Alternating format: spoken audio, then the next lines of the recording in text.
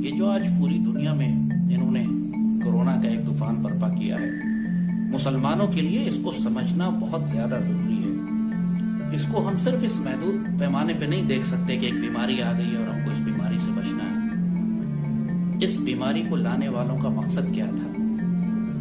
یہ کس نظام کی طرف پوری دنیا کو لے کر جا رہے ہیں؟ مسلمانوں کو اس کے کیا نقصانات ہوں گے؟ ہمیں کیا مزاحمت کرنی ہے؟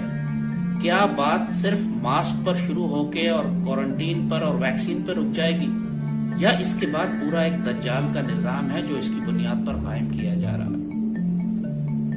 مسلمان اپنے زوال کے ہم دور سے اتنا گزر رہے ہیں کہ اس وقت مسلمانوں کی عقلیں معوف ہو چکی ہیں، ہم ذہنی طور پر مفلوج ہیں، ایک خوفزدہ ملت جس کو کچھ سمجھ نہیں آ رہا کہ اس کے ساتھ ہو کیا رہا ہے۔ اور ایسے میں آپ کو کوئی ایسی آواز مسلم دنیا کی قیادت میں نہیں نظر آتی جو اس دجال کے نئے فتنے کے مقابلے پر امت کو آگاہ کر سکے یا مزاحمت کر سکے۔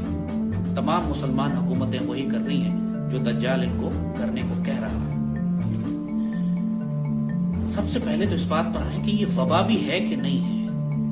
لوگوں نے کورونا کا ایک طوفان برپا کیا ہوا ہے، میڈیا کے اوپر ایک دہشت مچائی ہوئی ہے، لوگوں کو نروس بریک ڈاؤن ہو رہا ہے۔ وبا کی ایک بیسک ڈیفینیشن ہے، چاہے خود دیکھ لیں جا کے، کہ اس علاقے میں اگر اموات 6 گنا زیادہ بڑھ جائیں، جو آپ کی ایوریج ہے، جو آپ کا اوسط ایوریج ہے، اس سے 6 گنا زیادہ اموات بڑھ جائیں تو اس کو کہتے ہیں وبا پھیل گئی۔ یعنی اگر 100 لوگ مر رہے تھے کسی علاقے میں تو وہاں 600 لوگ مرنا شروع ہو جائیں۔